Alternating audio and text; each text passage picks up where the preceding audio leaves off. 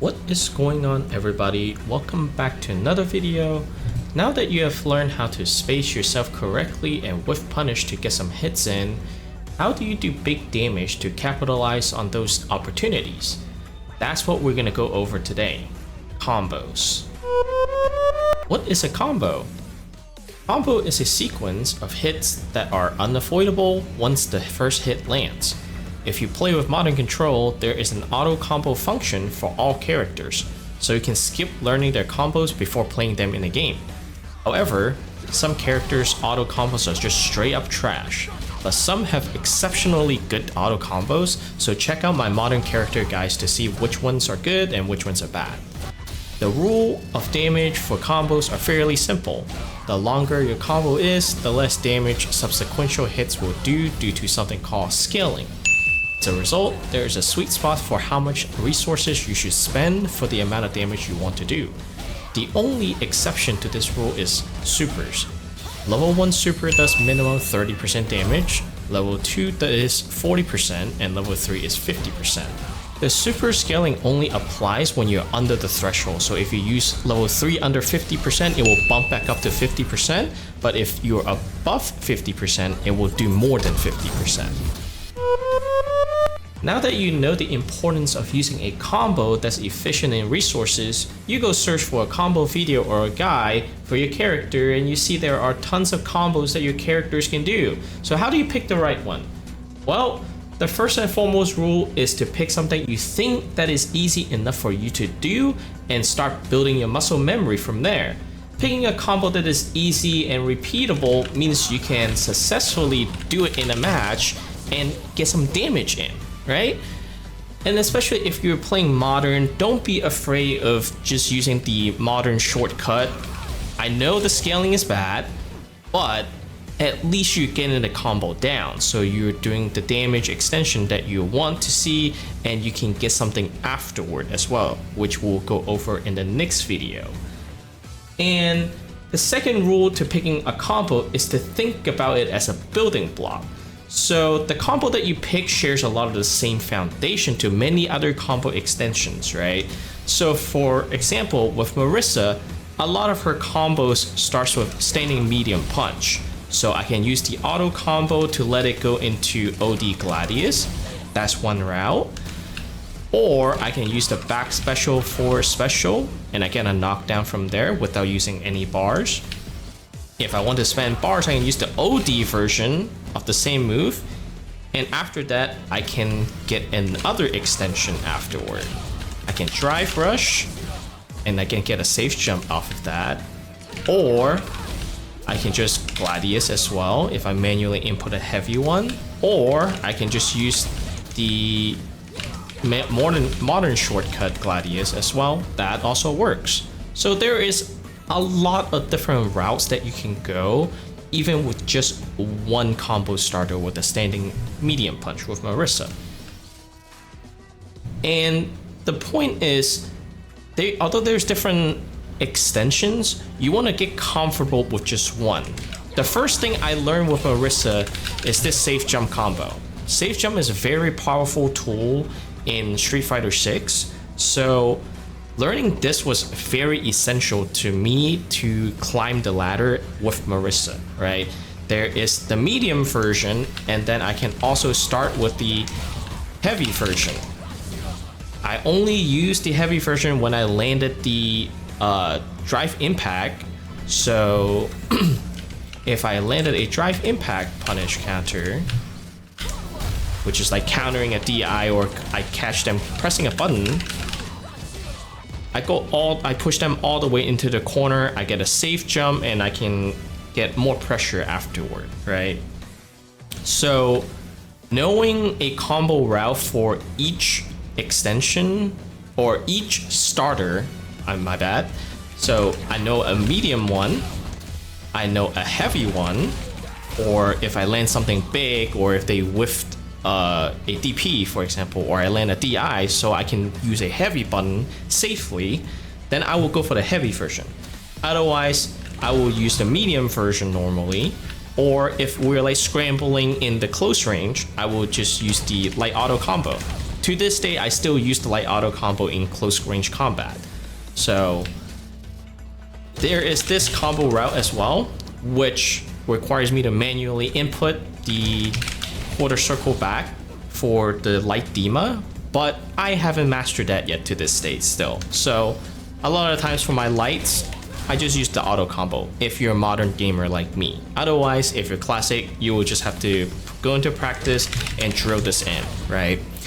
So that will be my suggestion to you in terms of how to pick a combo. You don't even need that many. You only need to know one for each starter type, light, medium, and heavy, and you just build your extension afterward once you get comfortable with one. You'll eventually build out different combo routes like I do right now, like the amount of version and extension that I know from starting with a medium punch. There are probably like 6-7 routes that I know based on my need in that situation in the game. But starting out, you don't need that many. You just need one of each type. So treat it like a building block, like as if you're building a Lego model.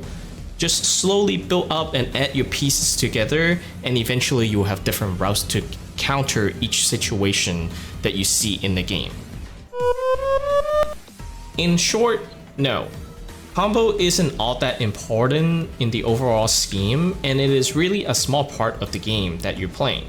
But for the long answer, it is important, but it is also not.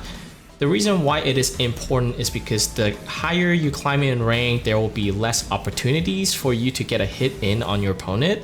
Therefore, you want to maximize the amount of damage you output each time you get a chance to get a hit in.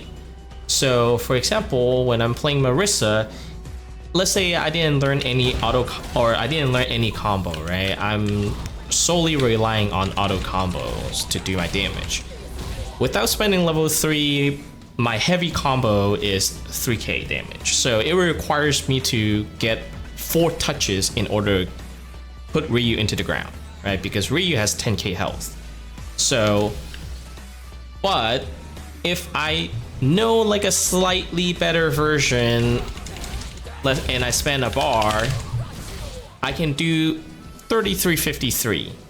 And if we touch him 3 times with this amount of damage, it'll be over 10k. So it's about 3 touches versus 4 touches, right? That you might think, oh, it's only 1 extra touch that I need to get onto Ryu, but landing a heavy button is pretty rare in the higher rank that you climb raw like that, right? It sometimes usually is lead to a drive. It comes from a drive rush, so you're already scaled, right? So doing as much damage as you can each touch you get when you open up your opponent's defense is pretty important, but learning how to open up your opponent, knowing how to play defense, knowing how to play neutral, knowing how to control the space to get you those touches is more important than the combos itself, right? Like if you know how to open up your opponent consistently because you either are very good at spacing, you're good at setting up space trap or frame trap, you know a lot about other characters.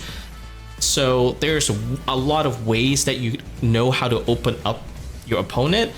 Then obviously you wouldn't have any problem opening them up and get your extra touches in, right? Even though the combo you're doing might require you to do 1 extra touch, right? Like you didn't learn any combo, you just use the auto combo, you do 3k each touch, right? But if you can consistently get those touches, then getting 1 extra touch is not a problem for you, then you don't need that combo. But as you climb higher, you will find it more and more difficult to open up your opponent, which is why it is kind of important. But it wouldn't be a sole focus of your gameplay. For someone who only practice combos and think fighting game is only about combos, then they will have trouble opening up people. It doesn't matter if you have a one-hit combo that can just delete their health bar if you cannot open up your opponent. So, which is also why combo is not that important in that regard. The common problems people face when executing a combo are input sequencing and timing. If you're using a leverless controller, there are certain shortcuts that you can take advantage of for your inputs to make them easier for yourself. Hitbox themselves make a lot of videos about shortcuts taking advantage of the SOCD functions, so go check them out. I'm trying to show you the down heavy into DP into level 3 with Ryu using one of the leverless shortcut for DP, which down forward, down forward would satisfy the DP input condition, and I would only need one quarter circle plus forward to get level 3 after due to the input buffering.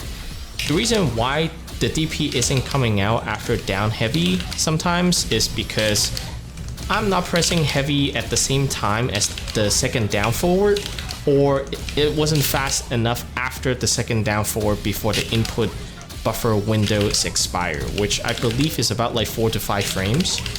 And the reason why the level 3 isn't coming out after the DP is because my quarter circle forward plus heavy input is just simply too slow. Gotta go fast with these inputs sometimes, you know? At the end here, you can see there's a modern version which uses the shortcuts for DP and level 3. Much easier to execute, but obviously you do less damage. So you get the same result, just less damage. Once you have found a combo string you want to practice, you want to break it down. Let's say I want to practice this standing medium punch into OD Dima into heavy Gladius and link into level 3. So this, I'm practicing input buffer into level 3. I am there's like blocks that I can break it up, right? First, standing medium punch, that's pretty simple, pretty standard. So once you get that down, you can practice linking it into the OD Dima, right? Which is quarter circle back and then forward for the follow-up for the slam down hit. And then that's the first part of the combo. Linking it into Gladius, because we need to cancel Gladius into level 3, and Gladius, which is easier than a DP input because it's already a quarter circle forward versus a forward, down, forward motion, it's much easier and more straightforward. Second part and the last part of this combo is Gladius into level 3, right? So I can just practice Gladius into linking into level 3. The level 3 didn't come out because my second quarter circle forward was too slow. So this is more specific to just this combo part of the string. Certain combos will allow more times that you don't really need the input buffer. So for Gladius, or heavy Gladius specifically, because there's such a long wind-up time, it has a 22 frame startup and it lasts for 46 frame, right? Because it has a huge startup, I can technically fit in double quarter circle forward instead of just doing one quarter circle forward. In case my first quarter circle forward was too slow to link it with the Gladius quarter circle forward. So what I typically like to do is I just do 3 quarter circle forward, like how it would normally on paper would look like. A quarter circle forward for Gladius and then 2 quarter circle forward for level 3, just because there's enough time to do it. But in Ryu's example, there wasn't enough time for you to input 2 quarter circle forward after the DP input, so you have to utilize the input buffer in order to link that level 3 into the DP. But for heavy Gladius into level 3, I have enough time to do double quarter circle during the startup of heavy Gladius, but that is not the case for light Gladius. I would have to utilize the input buffer window to only do 1 quarter circle forward because light Gladius is much faster. So now that I have the heavy Gladius into level 3 linked together, I can chain it all together by doing the whole combo, right? Here, I messed up, and that's okay. That's why we're in the lab practicing, right? So you can just break it down into blocks of your combos and work on that part by part, and then eventually put them together, just like Lego pieces. I hope this video helps you learn what the combos are and how to practice your combos. And if you have any questions, definitely leave them down below and I will try my best to help you answer them. And until next time, it's time to nod off, and I will see you guys in the next video.